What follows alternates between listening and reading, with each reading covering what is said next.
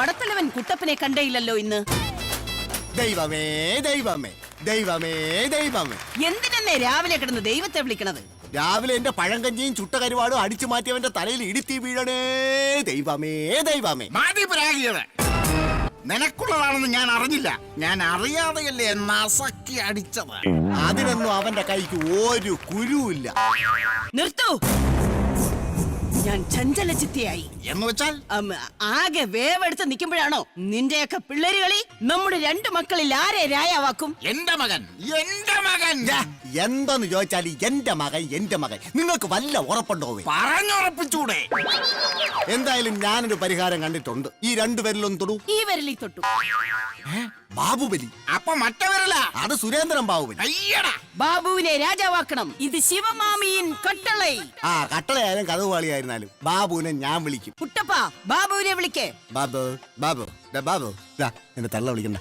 ഓ, ഇങ്ങനെയാണോ വിളിക്കുന്നത്? ഓ, കീറി പൊളക്കാൻ നിങ്ങളെ കൊണ്ടല്ലേ പറ്റുള്ളൂ. കീറി പൊള. സുരേന്ദ്രൻ ബാബുബലി.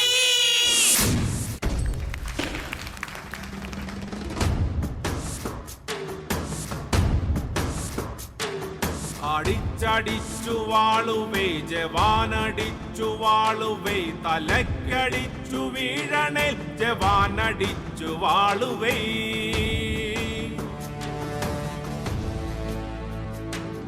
അടിച്ചടിച്ചു വാളുവേ ജവാനടിച്ചു വാളുവേ, തലക്കടിച്ചു വീഴണേ ജവാനടിച്ചു വാളുവേ.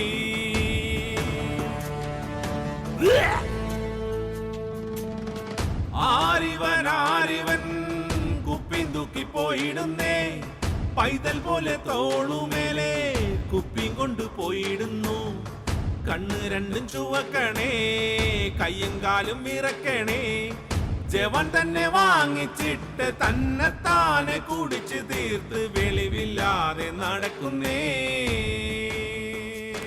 സുരേന്ദ്രൻ ബാബുബലി, സുരേന്ദ്രൻ ബാബുബലി, സുരേന്ദ്രൻ ബാബുബലി.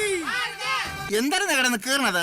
ബാബു, നിന്റെ കൈ മുറിഞ്ഞിരിക്കുന്നില്ലേ? അമ്മയെ കടിക്കാൻ വന്ന തേളിനെ പിടിച്ചപ്പോഴാണോ കൈ മുറിഞ്ഞത്? അതൊന്നുമല്ല, രാവിലെ കാപ്പ് കുടിച്ചിട്ട് കൈ ഇടാൻ വെള്ളമില്ലായിരുന്നു. അടുക്കളയിലെ കട്ടളയിൽ കൈവച്ച് ഒരു തേപ്പ് പന്നപ്പെട്ടി ഒരു ബ്ലേഡ് കുരുത്ത് വെച്ചിരുന്നമ്മ. അതിൽ നൈസായിട്ട് കൈ കീറിപ്പൊളന്ന് വിത്ത് 6 സ്റ്റിച്ച്.